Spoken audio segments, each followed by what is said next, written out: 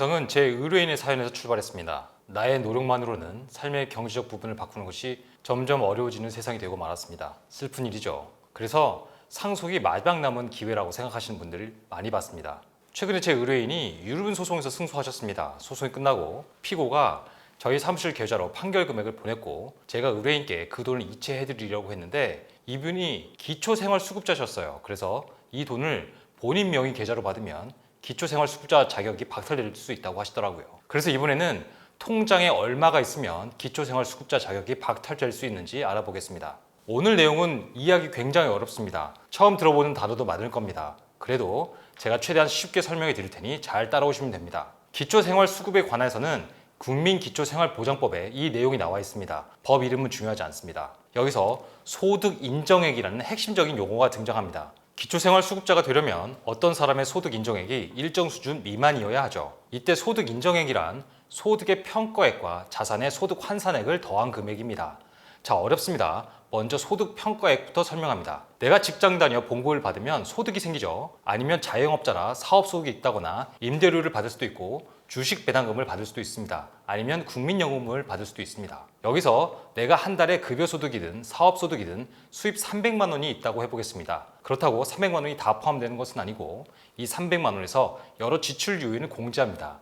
실제로 얼마나 공제될 것인지는 소득 구간, 비과세 소득인지 여부, 만선적 의료 지출이 있는지 등 여러 요소에 따라 달라집니다. 자, 지금까지는 개념상 어렵지 않은데 문제는 재산의 소득 환산액입니다. 이 법에서는 내가 가지고 있는 현재 재산을 매달 소득으로 환산합니다. 쉽게 말해 내가 아무런 소득이 없는데 아파트 하나 있다고 해보겠습니다. 그럼 이 아파트를 소유하는 재산 상황이 현재 봉급 얼마를 받는 상황과 같은지를 계산한다는 뜻입니다. 그래서 일단 부동산, 임대차 보증금, 조합원 입주권 등의 일반 재산과 은행예금, 보험 등의 재산을 모두 더합니다. 그리고 여기에다가 기초생활 유지에 필요하다고 보는 기본 재산액을 빼고 은행 대출금, 법원에 의해 확인된 사채, 의료비 부채, 주거부채 등을 모두 공제합니다. 여기서 낯선 용어가 등장하는데 바로 기본 재산액입니다. 대한민국 특정 어느 지역에서 살려면 최소한 이 정도 돈은 필요하다, 이런 개념입니다. 그래서 기본 재산액은 지역마다 다른데 서울은 9,900만 원이고 경기 지역은 8천만 원 이런 식이죠. 현재 가진 재산에서 기본 재산액과 부채를 빼면 어떤 금액이 나오겠죠. 그럼 이 재산액에다가 소득 환산율을 곱합니다. 재산을 소득으로 환산한다고 했으니 환산 비율이 필요하겠죠. 2024년 현재 소득 환산율은 지금 보시는 표 내용과 같습니다. 주거용 재산은 월 1.04%, 금융재산은 월 6.26%죠. 그래서 만약 내가 다른 소득은 아예 없고 서울에 1억 5천만 원짜리 빌라가 있다고 한다면 소득 인정액은 이렇게 계산할 수 있습니다. 소득 평가액은 0원이고 1억 5천만 원에서 서울의 기본 재산 9,900만 원을 빼면 5,100만 원. 여기다 주거용 재산 환산율 1.04%를 곱하면 월 53만 400원. 이 53만 400원이 내 소득 인정액입니다. 그럼 이 영상의 첫 질문으로 돌아가 보죠. 나는 서울에 사는데 그럼 통장에 얼마 이상 있으면 기초생활수급권자가 될 수 없을까요?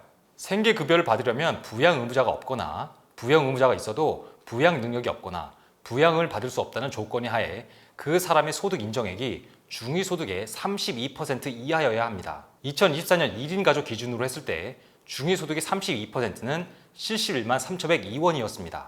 그럼 1인 가구이면서 소득이 아예 없고 주거용 재산이나 일반 부동산, 자동차도 없고 채무도 없는 상황을 전제로 계산해 보겠습니다. 소득 평가액은 당연히 0원이고 통장에 있는 돈에 서울 지역의 기본 재산의 9,900만 원을 빼고 여기에다 현금의 소득 환산율 월 6.26%를 곱한 값이 71만 3,102원보다 적어야 합니다. 이를 계산해 보면 통장에 있는 돈이 1억 1,039만 1,406원을 초과하면 기초생활수급자 지위가 박탈됩니다. 이렇게 보면 통장에 1억 원 넣고 다니는 사람이 얼마나 많이 있나 싶은데 지금 계산은 근로소득, 사업소득, 재산소득, 이전소득 등 일체 모든 소득이 아예 없고 통장에 1억 1천만 원만 있으면서도 지금 사는 집이 없는 사람을 전제로 한 계산입니다.